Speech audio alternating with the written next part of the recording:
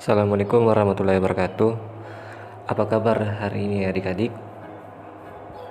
Pada kesempatan hari ini kita telah masuk di tema 8 kelas 5, yaitu lingkungan sahabat kita. Nah, pada pembelajaran hari ini kita akan masuk di subtema 1, yaitu tentang manusia dan lingkungan. Dan muatan pembelajaran kita pada hari ini yaitu muatan pembelajaran IPA. Jadi silakan adik-adik simak videonya, dan di akhir video nanti akan ada LKPD, dan adik-adik silakan mengerjakan LKPD-nya dan mengirimkannya ke Google Classroom. Baik, pertama kita akan belajar tentang pentingnya air bagi kelangsungan hidup makhluk hidup. Air selalu tersedia di bumi karena adanya siklus air. Siklus air adalah proses perputaran air yang terjadi secara terus-menerus dari permukaan bumi ke atmosfer dan kembali lagi ke permukaan bumi. Nah, tahapan siklus air yang bermanfaat bagi makhluk hidup contohnya adalah hujan. Berikut adalah contoh pemanfaatan air oleh makhluk hidup. Yang pertama, air hujan yang meresap ke dalam tanah akan disimpan sebagai cadangan bagi makhluk hidup. Selanjutnya, air yang mengalir dan memenuhi sungai-sungai dan danau yang berguna untuk aktivitas makhluk hidup. Selanjutnya, air yang ada dalam tanah akan diserap oleh tumbuhan untuk proses fotosintesis. Selanjutnya, air menjaga kelembapan, suhu, dan iklim di bumi. Selanjutnya, kita akan belajar tentang menjelaskan terjadinya siklus air. Ada 3 tahapan dari siklus air. Yang pertama yaitu penguapan atau evaporasi. Yang kedua adalah pengembunan atau kondensasi. Dan yang ketiga adalah hujan atau presipitasi. Baik adik-adik, silakan adik-adik perhatikan penjelasan tentang siklus air pada gambar berikut ini. Nah, mula-mula air yang ada di permukaan bumi ini, baik itu dalam danau atau lautan, akan mengalami penguapan yang disebabkan oleh panas, misalnya dari panas matahari. Nah, peristiwa ini disebut dengan evaporasi. Selanjutnya, air yang telah menguap tadi akan menjadi uap air yang kemudian akan menuju atmosfer bumi.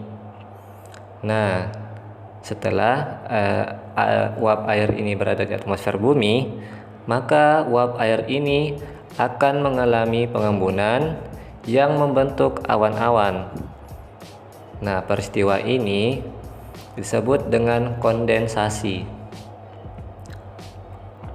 Selanjutnya, awan-awan yang semakin tebal mengandung banyak titik-titik air dan akhirnya akan saling bergesekan. Hasil dari gesekan tersebut menghasilkan titik-titik air yang jatuh menuju permukaan bumi dalam bentuk hujan atau salju. Nah, peristiwa ini disebut dengan presipitasi. Selanjutnya, aliran air dari hujan atau salju yang mencair itu kemudian bergerak menuju danau atau lautan. Nah, setelah menuju danau atau lautan ini, maka air ini akan kembali ke proses evaporasi, di mana air-air ini akan mengalami penguapan yang disebabkan oleh panas.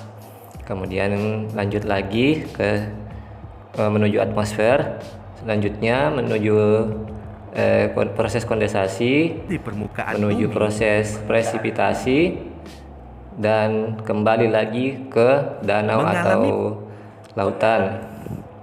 Nah, proses ini akan selalu berulang-ulang.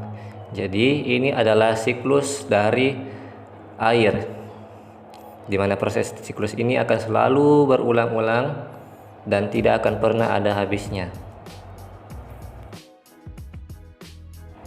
Selanjutnya, kita akan belajar tentang penjelasan keberadaan air di permukaan bumi. Nah, di daratan, air hujan dapat langsung mengalir ke sungai atau danau, dan ada juga yang diserap oleh tanah. Proses penyerapan air ke dalam tanah dinamakan infiltrasi. Sungai merupakan sumber air yang banyak dimanfaatkan oleh makhluk hidup. Sungai terbentang dari hulu hingga hilir. Hulu merupakan bagian awal terbentuknya sungai. Nah, hulu sungai ini berasal dari wilayah pegunungan. Bagian hulu biasanya memiliki mata air, sedangkan hilir merupakan bagian akhir sungai yang terletak berdekatan dengan laut.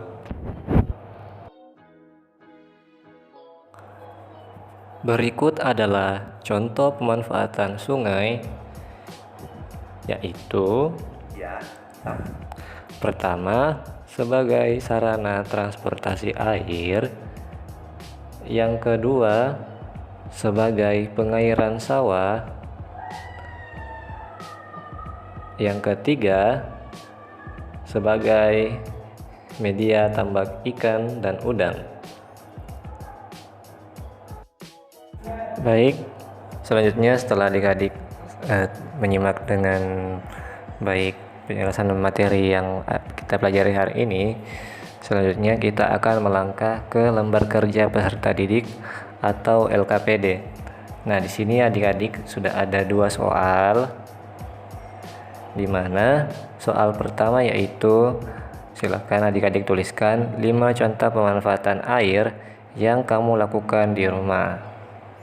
Nah, yang kedua, adik-adik silakan gambarkan proses siklus air secara sederhana dengan menambahkan kalimat-kalimat untuk memperjelas proses siklus air sesuai yang telah kita pelajari tadi.